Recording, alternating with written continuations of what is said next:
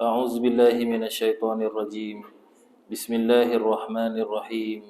السلام عليكم ورحمة الله وبركاته.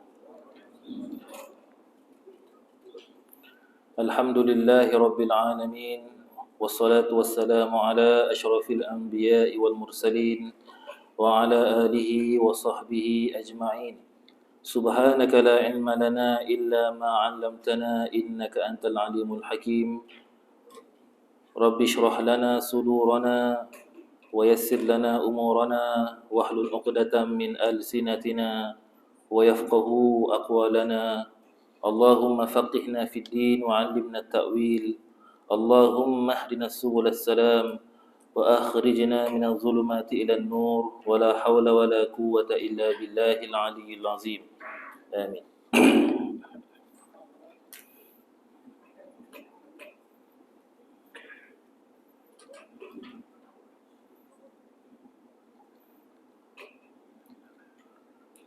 InsyaAllah malam ni kita sambung kuliah tadabbur ayat Al-Quran. Malam ni kita sambung ayat yang ke-26. Ayat yang ke-26 surah Ali Imran, muka surat 53. Ayat 26 surah Ali Imran, muka surat 53, juzuk yang ketiga.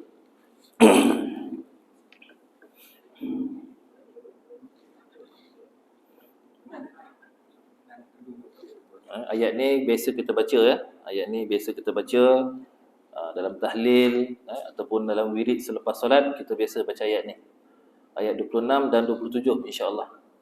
Jadi kita baca dulu ayat tersebut dan kita tengok apakah terjemahannya dan apakah pengajaran ataupun penghayatan yang boleh kita ambil daripada dua ayat ini. A'udzu billahi minasy syaithanir rajim.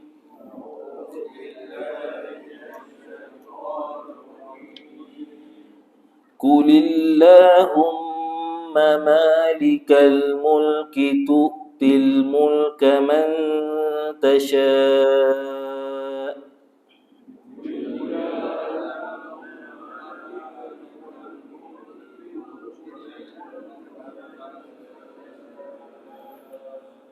wa tanzi'ul mulka mimman tasha' wa tu'izzu man tasha' wa tudhillu man tasha'.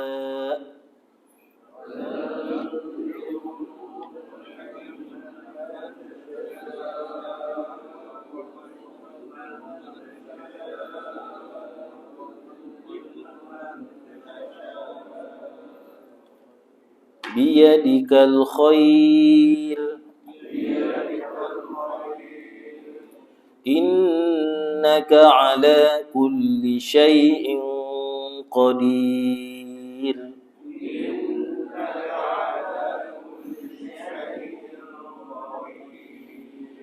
Tulijul layla fin nahari wa tulijun nahara fil layl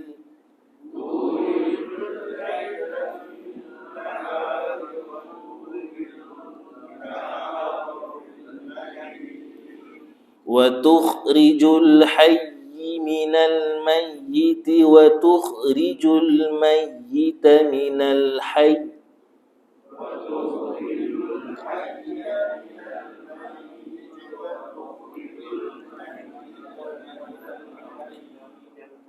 wa tarzuqu man tasha'u bighairi hisab.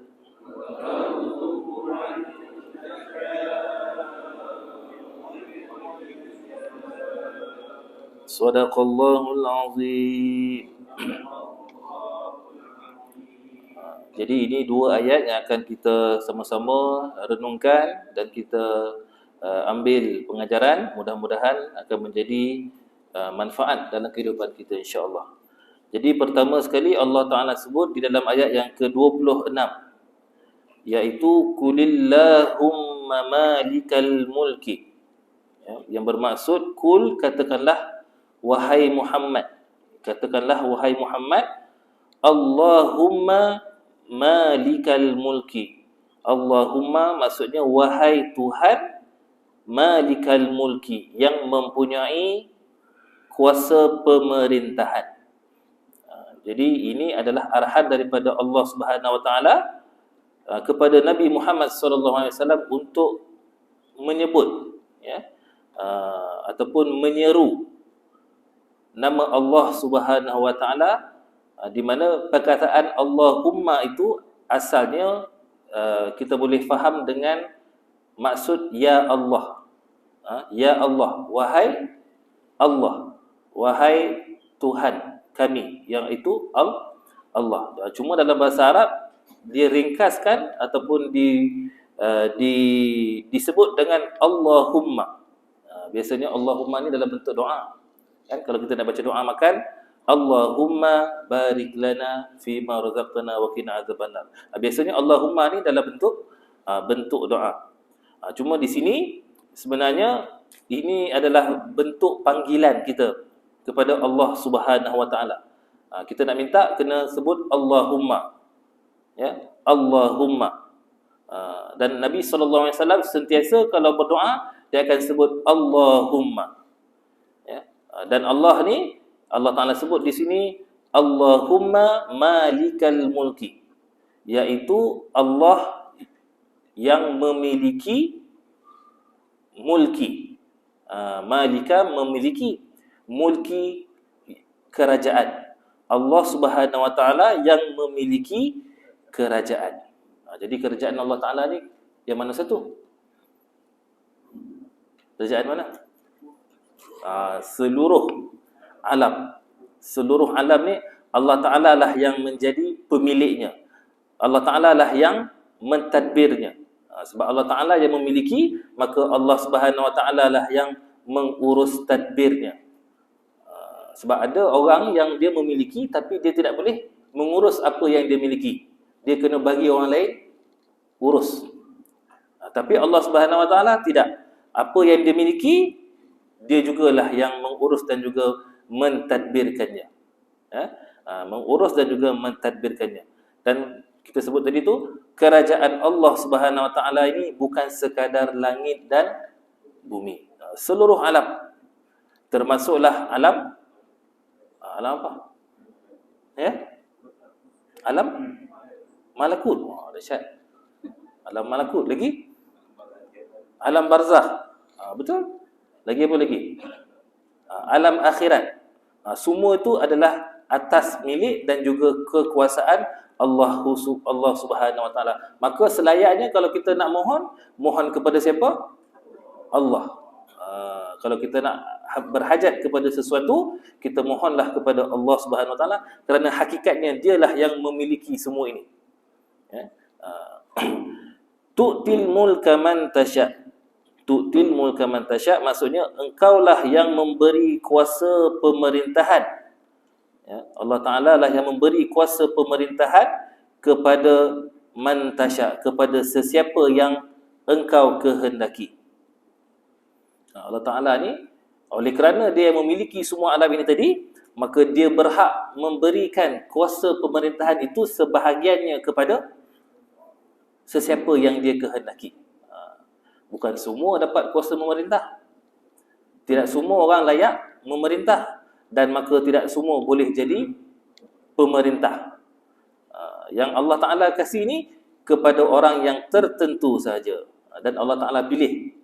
Allah Ta'ala pilih ni pula mestilah dia mempunyai kelayakan. Walaupun Allah Ta'ala pilih bukan sewenang-wenangnya. Allah Ta'ala pilih berdasarkan kelayakan, berdasarkan kebolehan orang yang dia nak kasih tadi.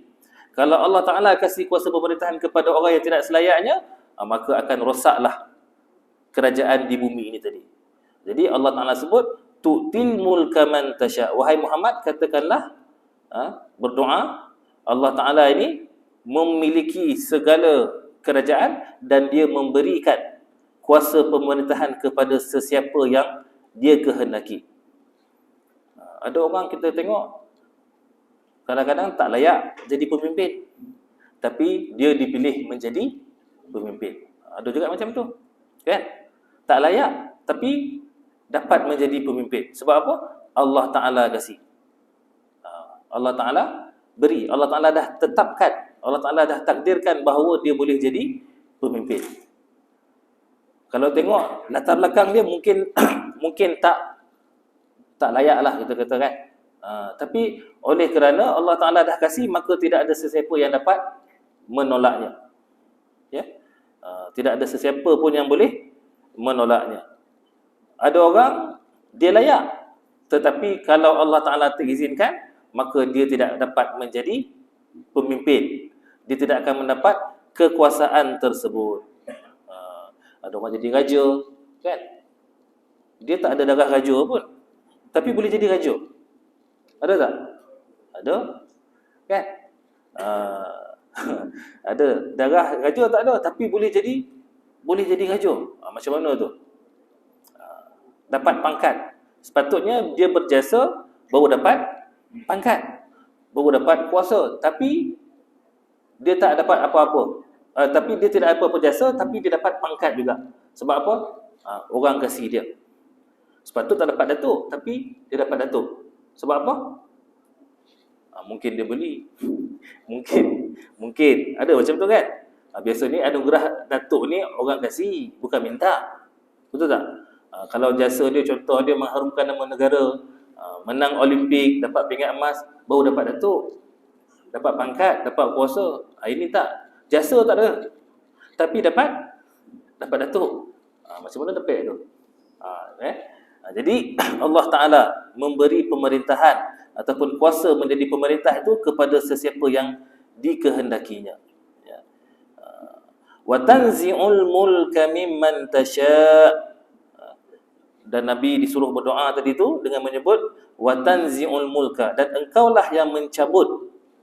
Tanzi' itu maksudnya Allah ataupun engkaulah yang mencabut al-mulka, kuasa pemerintahan, mimman tasha', daripada sesiapa yang engkau kehendaki.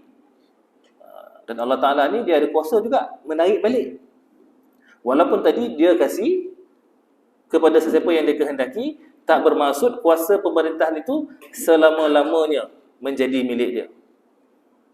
Sebab tidak ada yang kekal di atas dunia ni tadi. Mana ada pemerintahan daripada dulu sampai selama-lamanya dia seorang yang pegang? Tak ada, kan?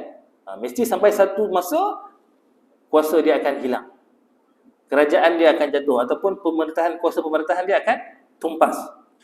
Mana ada satu parti itu selama-lamanya, tang dulu sampailah bila-bila tu je yang akan memerintah. Ketua kelas sama juga, ketua darjah sama juga, ketua surau sama juga, pengurusi masjid sama juga. Dia mesti sampai satu masa dia akan diberhentikan, walaupun asalnya dia telah diberi kuasa. Jadi sama jugalah di sini Allah Ta'ala sebut wa tanzi'ul mulka mimman tasha', dan Allah boleh ambil balik kerajaan yang telah diberikannya tu, yang telah diberikannya. Banyak kita tengok hari ni pemimpin di Timur Tengah khususnya, daripada dulu berapa puluh tahun dia memerintah, akhirnya dibunuh, kan? Contohnya mana? Di Mesir, mana lagi? Di Libya, di Iraq.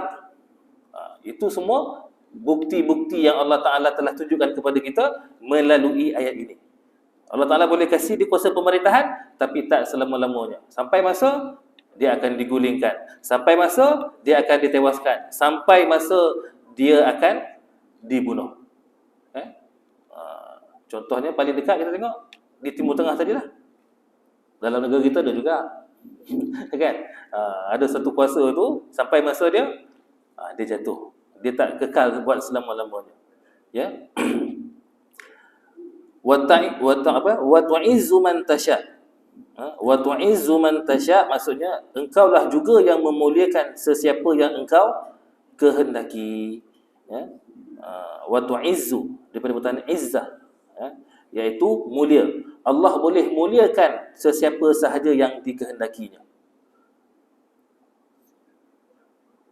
ada yang daripada golongan anbiya, asalnya daripada golongan miskin, tapi Allah Ta'ala angkat dia menjadi Nabi. Jadi dengan Nabi itu dia menjadi seorang manusia yang mulia. Kalau kita tengok, kebanyakan Nabi-Nabi ini bukan daripada golongan yang kaya. Cuma ada beberapa Nabi sajalah. Antaranya contohnya Nabi Sulaiman. Tapi Nabi-Nabi lain kebanyakannya adalah tadi golongan petani. Siapa lagi? Golongan pedagang, orang berniaga, orang yang menggembala kambing. Tapi Allah Ta'ala muliakannya dengan menjadi Nabi. Cuma hari ini tak ada lagi lah kenabian. Cuma pewaris Nabi itu ada. Siapakah pewaris Nabi? Orang yang berilmu ataupun para ulama. Jadi kalau kita nak menjadi orang yang mulia, kita mesti ada ilmu. Baru kita boleh dimuliakan oleh Allah Subhanahu wa Ta'ala. Dengan ilmu, insya-Allah amal ibadah kita betul. Ya, amal ibadah kita ni sahih. Ataupun kita sebut sebagai amal yang soleh. Jadi bila amal soleh, amal kita betul, kita akan dimuliakan oleh Allah Subhanahu wa Ta'ala. Ya, jadi wa tu'izzu man tasha, Allah muliakan sesiapa yang dikehendakinya. Nak mulia ni tak syarat dia mesti kaya. Tak syarat dia mesti ada darah bangsawan. Tak syarat dia mesti ada pangkat. Kemuliaan ni Allah Ta'ala yang kasih. Ada orang yang kaya tapi tak mulia. Ada orang yang darah bangsawan tapi tidak menjadi orang yang dimuliakan. Cuma tadi, orang yang dimuliakan ni biasanya adalah para orang yang berilmu. Allah Ta'ala mengangkat darjat orang yang berilmu. Yarfa'illahu alladhina amanu minkum wallazina utul ilma darajat. Di sisi manusia mungkin dia tak mulia, tapi di sisi Allah Subhanahu wa Ta'ala dia adalah orang yang mulia. Di dunia dia tidak dikenali, tetapi di langit para malaikat mengenalnya. Ada orang macam tu. Itu adalah para wali. Wali ni kadang-kadang dia tak dikenali di dunia, tapi di hari akhirat ataupun di langit dia adalah makhluk yang sentiasa disebut oleh para malaikat. Jadi jangan kita rasa bimbanglah ataupun kita rasa sedih. Di dunia ni kita tak ada apa-apa. Kita tak dikenali. Kerana insya-Allah kalau kita beribadah dengan betul, kita beriman dengan Allah Subhanahu Wa Taala dengan iman yang sahih, kita akan menjadi orang yang mulia di sisi Allah Subhanahu wa Ta'ala. Jadi Allah Ta'ala sebut wa tu'izzu man tasha'u wa tuzillu man tasha', dan engkaulah yang menghina sesiapa yang engkau kehendaki. Jadi kita mohon kepada Allah Ta'ala, janganlah kita ni menjadi orang yang dimalukan ataupun dihinakan oleh Allah Subhanahu wa Ta'ala. Tadi kita nak jadi orang yang mulia, dalam pada masa yang sama kita nak juga Allah Subhanahu Wa Taala ni jauhkan kita daripada menjadi orang yang hina. Ada asal orang tu mulia tapi akhirnya menjadi hina. Yang tadi asalnya tak ada apa-apa tapi dimuliakan. Tapi yang ni ada yang mulia, asalnya mulia tapi akhirnya menjadi hina. Menjadi hina tu bukan sebab apa, tapi sebab kesalahan sendiri. Kalau kesalahan orang lain tu tak apalah, ni kesalahan sendiri, maka dia menjadi hina. Dan Allah Ta'ala sebut tadi, Allah malukan sesiapa yang dikehendakinya. Sebelum ni kadang-kadang kita tengok orang tu hebat. Pada pandangan mata kita hebat. Di sisi masyarakat dia hebat, ada kedudukan. Tiba-tiba bila terdedah rahsia dia menjadi orang yang dipandang rendah oleh masyarakat tadi. Hari ini banyak Allah Ta'ala tunjukkan. Kita ingat dia tu baik, kita ingat dia tu amanah, tapi rupa-rupanya pecah amanah, korupsi. Itu tanda Allah Ta'ala hinakan makhluk tersebut. Asalnya kita nampak dia hebat, asal kita nampak dia ni gah, rupanya dia ni sebenarnya tak ada apa-apa. Sebenarnya dia dah gah sebelum ni adalah kerana atas pertolongan orang lain ataupun dengan cara yang salah. Bila didedahkan, rupanya dapat pangkat dengan cara macam ni. Dia beli pangkat, dia rasuah, akhirnya dia menjadi hina. Wa tuzillu man tasya', dari pemimpin negara yang besar, silap-silap dia menjadi sampah masyarakat. Dan Allah Ta'ala sebut biyadikal khair, di tanganmu kebaikan. Di tanganmu kebaikan ni, dan kita faham Allah Ta'ala tu ada tangan. Walaupun di sini bahasanya sebut tangan, tapi dia bukan, kita faham tangan macam tangan kita ni. Di tangan Allah Ta'ala ni ada kebaikan. Nanti kita pun bayang Allah Ta'ala ni, tangan dia besar kot, tak boleh.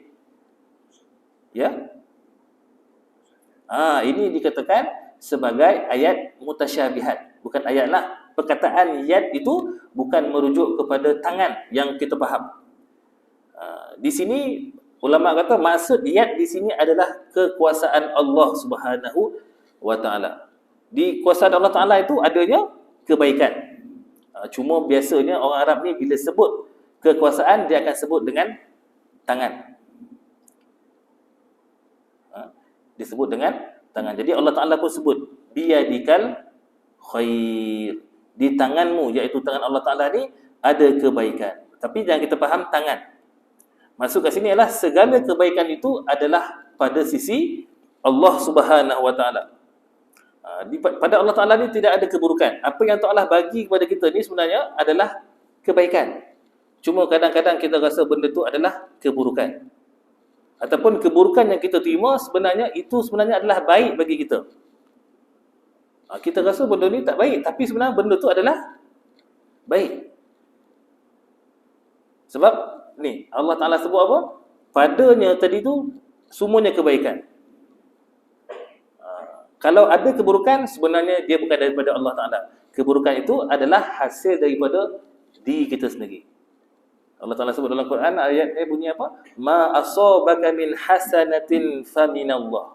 Apa-apa saja musibah yang baik yang datang kepada kamu, yang ada pada kamu, menimpa kamu, itu semuanya adalah dari Allah. Kebaikan yang kita dapat hari ini semuanya daripada Allah Ta'ala.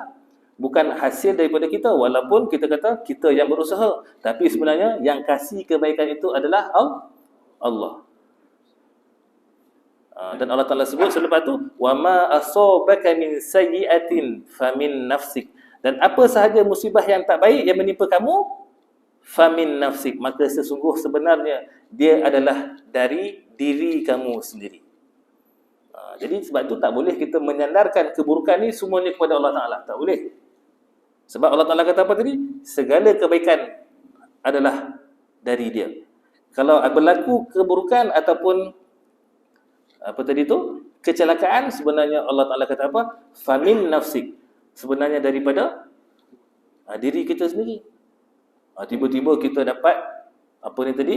Kalau dapat kebaikan, kita kata dari kita. Kan, saya kaya, saya dapat harta, saya dapat sihat ni semuanya kerana saya berusaha. Kita tak nisbahkan kepada Allah Ta'ala. Itu salah. Sepatutnya bila kita dapat kebaikan, kita kata apa? Alhamdulillah, ini semuanya daripada Allah. Itu yang sepatutnya. Tapi ada manusia terbalik. Macam Qarun. Dia dapat kekayaan, dia kata ini adalah atas usaha dia sendiri. Kemudian ada manusia bila dapat keburukan, masa itulah dia kata keburukan ni minallah, dari Allah.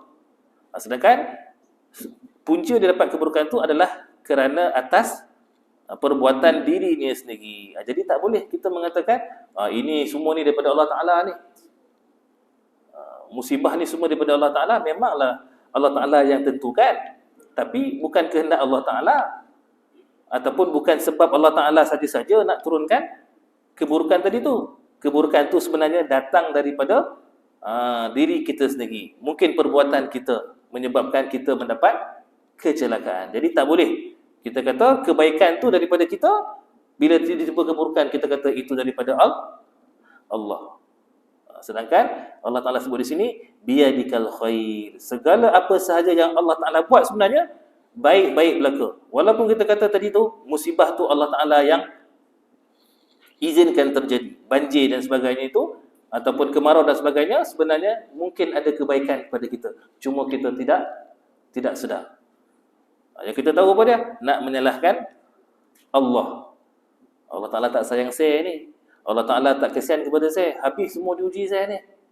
Sedangkan tadi mungkin itu adalah bentuk kebaikan kepada kita yang kita tidak sedari. Maka kita kena redha lah.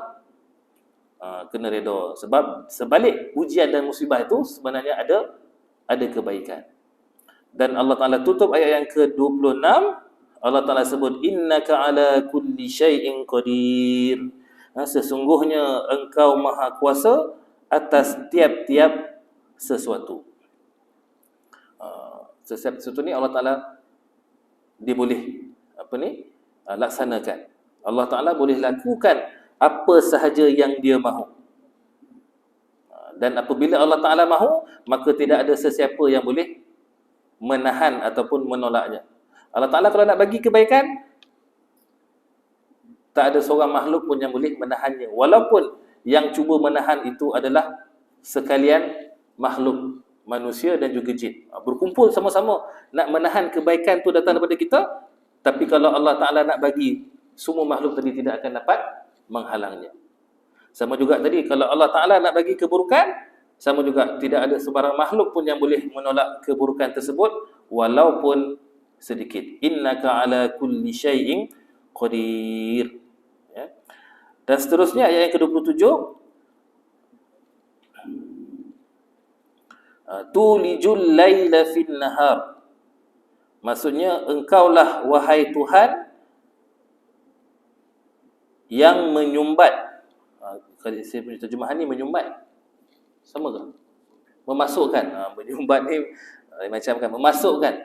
Engkaulah wahai Tuhan, engkaulah ya Allah yang memasukkan waktu malam, al-laila, waktu malam, ke dalam waktu siang. Yang boleh memasukkan malam ataupun menggantikan malam daripada siang ni Allah. Makhluk tak boleh buat. Ya, makhluk tidak boleh lakukan ataupun menukar kejadian siang dan malam ni tadi. Ya.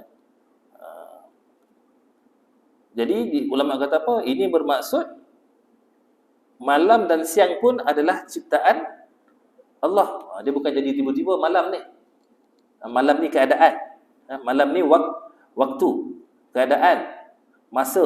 Jadi ulama kata waktu, keadaan dan masa serta tempat ni adalah makhluk.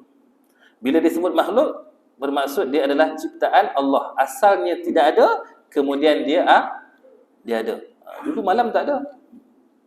Kalau tidak nanti orang tanya, masa Allah Ta'ala jadikan bumi ini, waktu tu malam ke siang? Tak boleh. Kita kata Allah Ta'ala ni dia ada pada malam ataupun siang.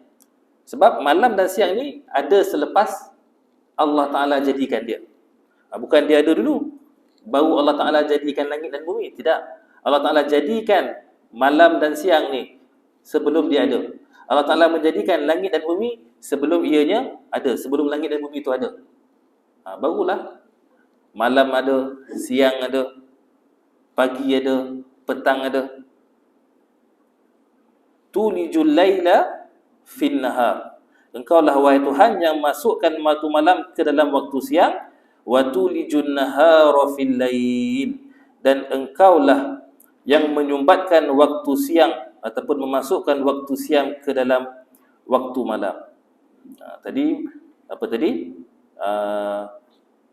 Malam masuk ke dalam waktu siang. Jadi siang masuk ke dalam waktu malam.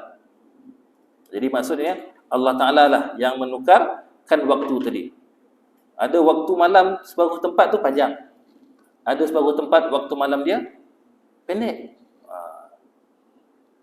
Ada waktu malam tu, ada waktu siang tu panjang. Ada waktu siang separuh tempat tu pendek. Ini membuktikan apa tadi tu? Ini semua adalah ciptaan Allah. Cuma orang akan tanyalah, kenapa sekejap sini pendek, yang tempat lain panjang? Kan? Kenapa yang sini siang dia pendek, separuh tempat siang dia panjang? Ataupun kenapa separuh tempat siang dan malam dia sama panjang? Kenapa semua tak sama aja? Kan? Jadi sebahagian ulama mengatakan ini menunjukkan kepada kebijaksanaan Allah Subhanahu wa taala. menunjukkan kehebatan Allah Subhanahu Wa Taala yang boleh menjadikan ciptaannya itu dalam pelbagai bentuk dan juga keadaan.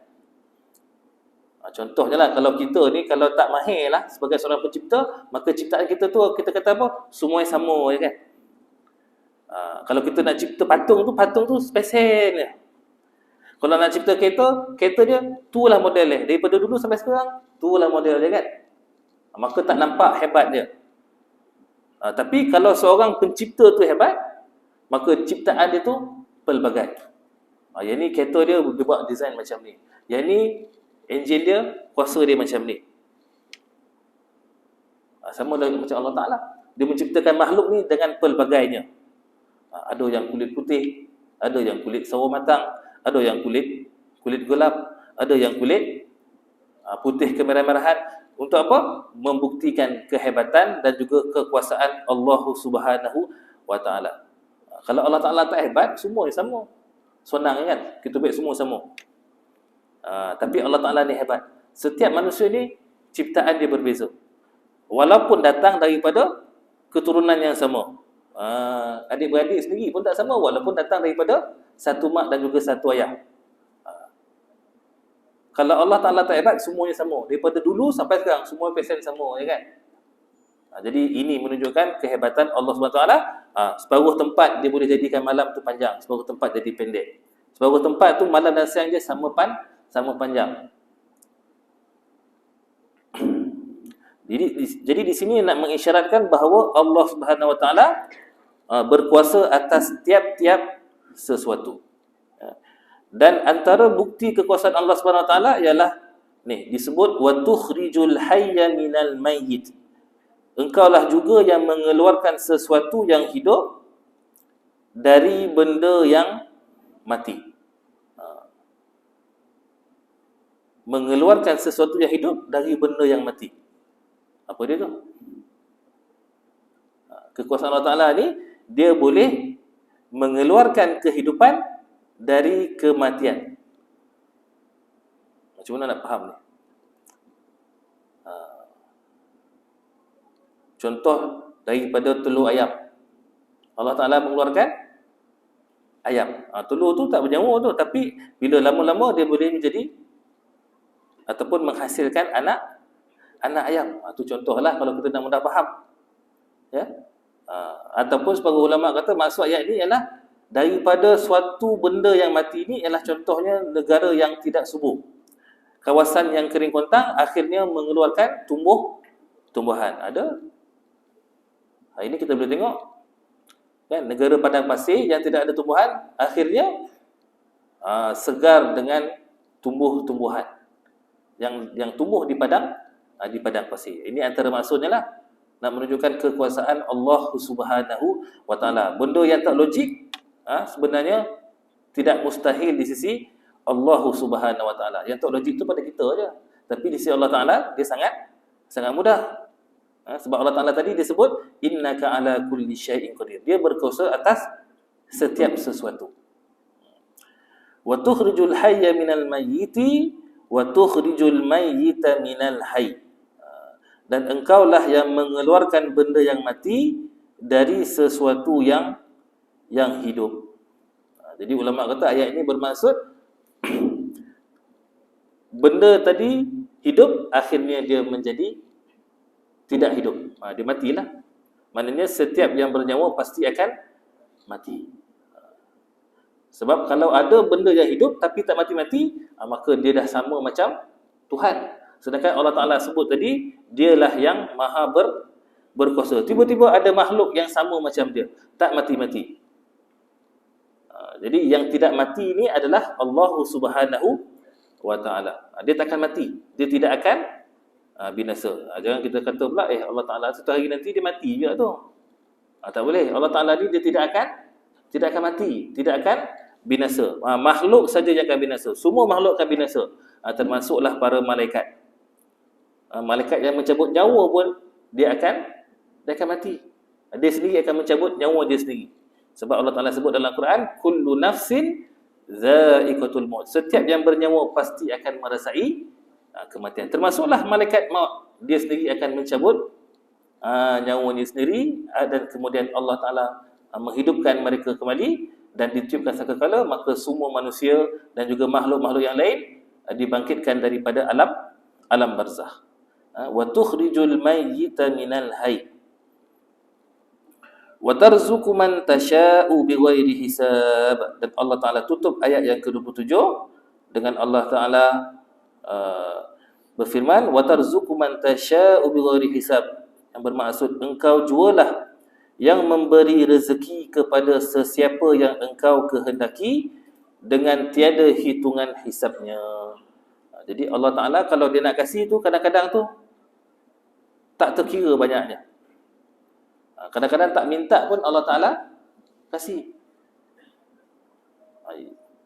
Ada orang cari tapi tak dapat sebab Allah Ta'ala tak kasih. Ada orang tak cari tapi Allah Ta'ala kasih. Ini bukti kekuasaan Allah Subhanahu wa Ta'ala. Dan kalau dia kasih, tidak terkira banyaknya. Kadang-kadang tu tak terkira. Tak terkira banyaknya. Ya. Maknanya rezeki Allah Subhanahu wa Ta'ala ni Allah Ta'ala dah tentukan kepada kita. Jangan kita bimbang. Hari ini yang banyak berlaku korupsi, berlaku pecah amanah, berlaku rasuah ni sebab apa? Ni tidak percaya kepada rezeki. Sedangkan rezeki itu telah ditetapkan oleh Allah Subhanahu wa Ta'ala. Yang dia duduk rezeki itu rezeki orang lain. Yang rezeki dia tak berhati. Jadi kalau kita yakin dengan rezeki Allah Subhanahu wa Ta'ala, insya-Allah Allah Ta'ala akan beri. Syaratnya apa dia? Kita mesti bertakwa. Sebab itu kita pernah dengar ada ayat yang disebut sebagai ayat 1000 dinar tu kan. Wa may yattaqillaha yaj'al lahu makhraja wa yarzuquhu min haitsu la yahtasib. Yang bermaksud, dan sesiapa yang bertakwa kepada Allah Subhanahu wa Ta'ala, Allah Ta'ala jadikan baginya pintu keluar. Yaj'al lahu makhraja, tempat keluar daripada segala masalah. Wa yarzuquhu, dan Allah rezekikan dia dengan rezeki yang tidak terhitung. Cuma syarat dia kita kena bertakwa. Cuma takwa ni kita kena faham macam mana nak dapatkan rezeki tadi. Antara maksud bertakwa ialah menunaikan segala yang disuruh dan meninggalkan segala yang dilarang oleh Allah Subhanahu wa Ta'ala. Baru Allah Ta'ala bagi kita rezeki. Cuma rezeki ni satu lagi jangan kita faham, rezeki itu adalah dalam bentuk wang ringgit ataupun bentuk kekayaan. Rezeki ni boleh jadi dalam pelbagai bentuk. Cuma kita tadi bila sebut rezeki, ni mesti dalam bentuk kekayaan. Sedangkan rezeki ini dia boleh jadi dalam pelbagai bentuk. Boleh jadi bentuk kesihatan. Boleh jadi bentuk apa lagi? Ketenangan. Ada orang kaya tapi dia tidak sihat. Ada orang kaya tapi hatinya tidak tenang. Jadi rezeki ini dia macam-macam. Ada orang yang tak kaya tapi hati dia tenang. Ada orang yang tidak kaya tapi dia dapat kesihatan. Ada orang kaya, kita tengok hari ini duit banyak tapi yang boleh makan apa? Bubur. Minum susu tahan lagi. Air kosong yang boleh minum. Kan? Itu pun ada sukatan dia. Tak boleh lebih daripada 500 ml tau. Itu syukur lagi tu sebotol. Ini kalau dapat ini sehari minum ni, walaupun duitnya banyak. Jadi jangan kita faham rezeki itu dalam bentuk wang ringgit saja. Kadang-kadang kita tengok orang tu, untung dia jadi kaya, macam-macam dia boleh buat. Rupanya satu benda pun dia tak boleh buat. Jalan pun tak boleh, makan pun tak boleh, minum pun bersukat. Jadi kita kena bersyukur kepada Allah Subhanahu wa Ta'ala, dan dengan bersyukur tadi insya-Allah Allah Ta'ala akan gandakan rezeki kita. La in syakartum la azidannakum. Dan sekiranya kamu bersyukur, nescaya Allah Ta'ala akan tambahkan nikmat kepada kamu. Sebab apa? Tadi semua rezeki ini, semua perbendaharaan ini adalah milik Allah Subhanahu wa Ta'ala. Okay? Jadi itu saja yang boleh saya kongsikan dengan tuan-tuan dan perempuan. Mudah-mudahan kita dapat manfaat dan kita boleh amalkan dalam kehidupan sekalian kita. Wabillahi taufiq wal hidayah. Wassalamualaikum warahmatullahi wabarakatuh.